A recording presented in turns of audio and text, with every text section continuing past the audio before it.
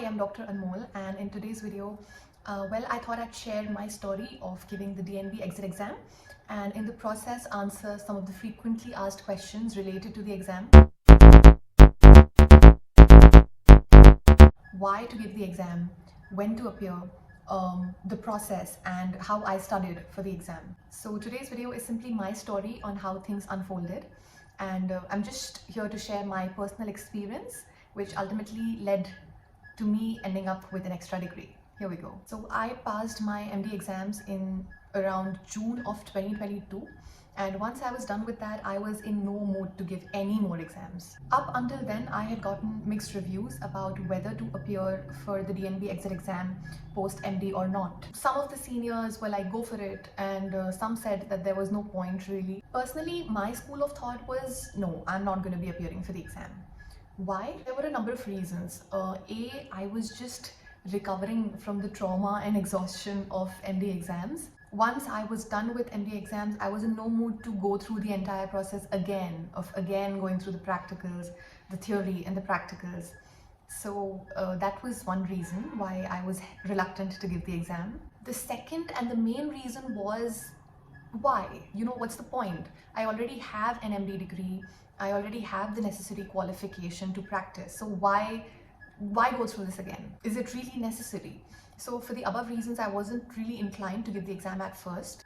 But one fine day, I was talking to my mom and she randomly suggested that I give it a shot. In fact, she insisted, and her school of thought was that, you've already studied for your MD exams recently, you remember everything, you're almost prepared. So why not just give the exam? If you clear it, good enough. If you don't, then that's all right too. You don't really have anything to lose. So there was no pressure, but she was like, she suggested that I should at least take the exam, sit for the exam. I was still reluctant, but that got me to consider taking the exam. So after that, I started to do some research of my own, and I started to ask around about giving the exam. And that's when I figured out certain things, which I'm going to share with you next. So what are the so-called advantages of taking the exam even if you have your MD degree? Who should consider taking the exam post-MD? Let's find out. Number one, it's an extra degree. That means something on your CV. It's definitely advantageous. So you can consider taking the exam if you're really inclined towards building a good CV. See, if your plan is to just start your private practice and that's going to be your main focus, you may consider not giving the exam. But if you plan to be in a job and therefore want to build a good CV for that, or if you just want to build a powerful CV so that you get better opportunities in the future in terms of fellowships and observerships, in that case, you will have an edge if you have an additional degree compared to a candidate who is just an MD, right? Number two, according to popular opinion, if your plan is to go abroad and practice overseas, then some countries give a preference to DNB over MD. That's what I've heard. So in that case, if you plan to eventually practice overseas or if you want to go abroad, then in that case, you can consider taking the exam. So these are a couple of advantages and a few things that can help you decide whether you really want to take the exam or not. Either way, my personal opinion and my final word on whether to give the DNB exit exam after MD or not is that I think you should go for it. The way I see it is, you have nothing to lose here. You have already prepared for a very similar exam recently, so exam preparation will not be a big struggle. You already have a degree, so there's no pressure. All you have to do is fill the form and go take the exam. If you pass, you have an extra degree. If you don't, you move on and don't look back. There's absolutely no pressure here. This was actually the main reason I eventually came around and decided to give the exam. I was in no mood to study the way I did for MD exams. So in my mind, I was very clear. I'm just going to do whatever I can and go give the exam and see whatever happens. I'm not going to put that much effort into preparing, and I'm not going to take any pressure in preparing and giving the exam. If I get through, great. If I don't, no problem. So with that school of thought, I literally filled out the form on the last day of application. Before I get to the preparation part, I just want to point out that the best time to take the exam is as soon as you're done with your MD exam. Do not delay the process thinking that, I just gave an exam, so it's better if I take a break for a couple of months and then start preparing again after a few months. All that is most likely going to be a mistake, because you will have to put in much more effort later on. You have a better chance of passing the exam if you take it sooner than later. You're fresh, you just need a revision of a few things and you're good to go. You'll be able to clear the exam easily. So after you're done with your MD exams, whichever dates are next for the next DNB exam, you sit for that. And that's why I took the December 2022 exam soon after my MD exams. Finally, coming to the preparation part. Look, everyone has their own process of preparing, so I think it's best that if you try to figure it out for yourself. I'll just share briefly on how I prepared. Like I said, I really wasn't in the mood to study at all, so I just focused on doing the bare minimum. For theory, I started preparing a week before the exam. Most of my seniors recommended that you start at least a month before the exam, but I was somehow not able to do that. My point is that it is possible to clear the exam even if you study sincerely for just a week before the exam. It also depends on how recently you've read everything and how freshly prepared you are. Because after MD, I do understand it does become a concern that ab aur kitna padna padega iske liye. How did I prepare? I revised the last 5 years question papers of the DNB exam. There were 2 sets per year, summer and winter.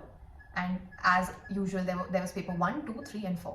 1 week did feel like a really short time to get through all of those papers because those papers are lengthy. Have a look. This is a sample question paper of paper 1. There are 10 questions and each question further has 3 parts. So you might want to plan your preparation accordingly because I did feel like, I just have a week until the exam and I have to get through all of this. So I had to really put in hours towards the end of it. Also, I would suggest that you revise from the same sources that you read the topic from while preparing for your MD exam, instead of reading it again from a different textbook altogether. I had my notes which were very helpful for a quick revision, but that's it. I believe that if you've recently prepared for your MD exams, simply going through and doing the past 5 to 10 years of the DNB question papers is enough to help you pass the theory exam. 2 important things to keep in mind for theory. The paper can feel lengthy, as I just showed you. So when you're writing the exam, make sure that you manage your time well from the very beginning. Pay special attention to time management and allot fixed minutes to every question, and don't get carried away because the paper can be really lengthy. B, the questions are very to the point, which is a good thing. So try to keep your answers to the point as well. For practical exams, the preparation was pretty much similar to how you prepared for your MD exams. The components are more or less the same. There's long case, short case, spotters, grand viva, table viva, and histopathology slides. The only difference is the OSCE, which you have in the DNB exit exam, which is basically 20 case scenarios, and after each scenario you have to answer a couple of questions. So you can prepare for it the same way you did for your MD exams, just a quick revision of all the drugs, instruments, the cases. For the OSCE, I didn't specifically prepare anything because you can't really prepare for it. I think it's something that you have to answer based on your previous knowledge that you gained during residency or while studying for your MD exams. If you still want to do something, what you can do is maybe try to get the last couple of years of OSCE questions so that you get an idea of the kind of questions that were asked and how it is exactly. That's all I think. That's something that you can do.